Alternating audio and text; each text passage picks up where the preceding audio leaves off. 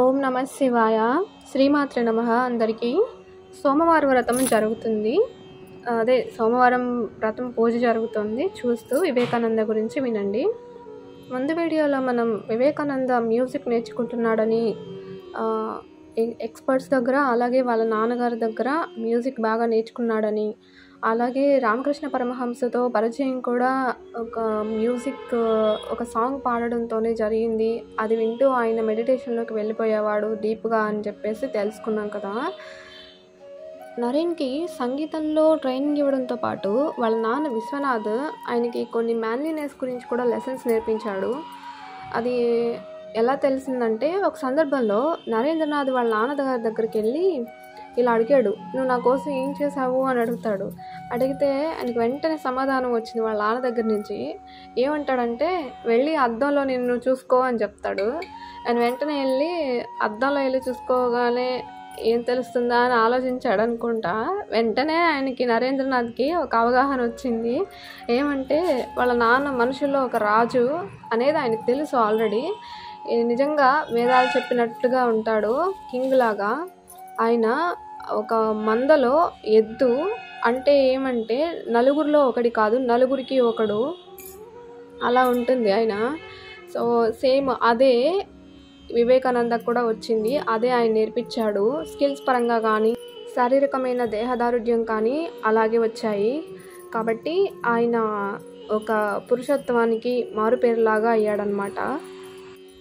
ఇంకోసారి నరేన్ వాళ్ళ నాన్న దగ్గరకు వచ్చి ఇంకొక మంచి విషయం అడుగుతాడు.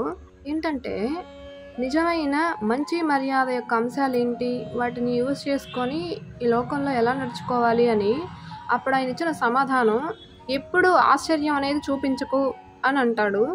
ఈ విషయాన్ని నరేన్ చాలా లోతుగా అర్థం చేసుకున్నాడా? అర్థం చేసుకొని సమీకరించుకున్న ఈ లౌకిక సలహా వివేకానంద తర్వాత జీవితంలో ఈస్టర్న్ అండ్ వెస్టర్న్ కంట్రీస్కి వెళ్ళినప్పుడు, అక్కడున్న ప్యాలెస్లో తిరిగినప్పుడు, అలాగే తిరిగి వచ్చి భారతదేశంలో ఉన్న పేదవారి గుడిసెల్లోకి వెళ్ళినప్పుడు సమాన గౌరవంతో నడవడానికి వీలు కల్పించిందా? అది మనకి పోను అర్థమవుతుంది.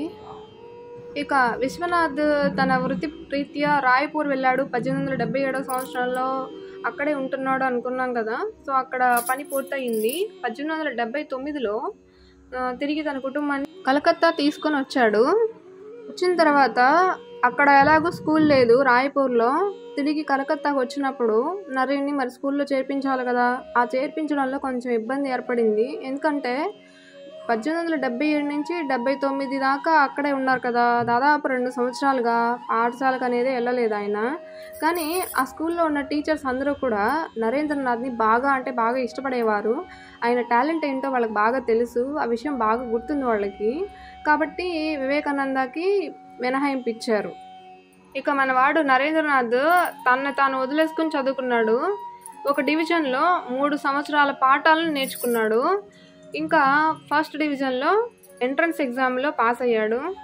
ఆ పాఠశాలలో అంత ప్రత్యేకంగా సాధించిన ఏకైక విద్యార్థి మన నరేంద్రనాథే.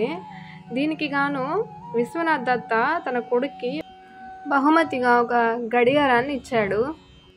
నరేంద్రనాథ్ మెట్రోపాలిటన్ ఇన్స్టిట్యూట్లో స్టూడెంట్గా ఉన్నప్పుడు ఒక ఫంక్షన్ జరిగింది. ఆ ఫంక్షన్లో అత్యుత్తమ విద్యార్థులకు బహుమతులు పంపిణీ చేయబడ్డాయి. ఇంకా అక్కడ ఒక పదవీ విరమణ జరగబోతున్న ఒక ఉపాధ్యాయులు ఉన్నారు. వాళ్ళకి ఫంక్షన్లో స్పెషల్ గౌరవం ఉంటుంది కదా. అయితే క్లాస్లో స్టూడెంట్స్ అందరూ కలిపి గ్రాటిట్యూడ్ ఇంకా ప్రశంసల్ని తెలియజేయాలని కోరుకున్నారు. ఆ కాలంలో అగ్రశ్రేణి జాతీయ నాయకుడు శ్రీ సురేంద్రనాథ్ బెనర్జీ అధ్యక్షత వహించాల్సి వచ్చిందనమాట. ఆయన కాలంలో గొప్ప వక్తగా పేరుగాంచాడు. కాబట్టి అటువంటి విశిష్ట వ్యక్తి ముందు మాట్లాడడానికి విద్యార్థులు భయపడటం సర్వసాధారణం కదా. కాబట్టి ఆ సందిగ్ధంలో ఏం చేశారు, మిగతా వాళ్ళందరూ నరేంద్రనాథ్ దగ్గరకు వచ్చి అడుగుతారు మాట్లాడమని. అలాగే నేను మాట్లాడతా అని చెప్పి ప్రామిస్ చేస్తాడు. సమయం వచ్చినప్పుడు ఆయన సభలో లేచి మాట్లాడాడు. దాదాపు ½ అన్ అవర్ మాట్లాడాడు.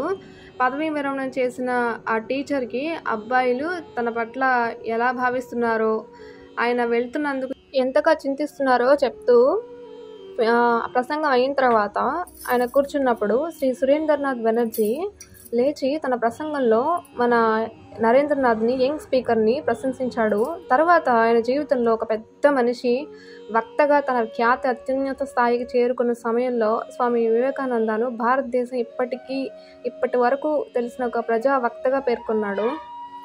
తర్వాత ఏం జరిగిందో రాబోయే వీడియోలో చూద్దాం.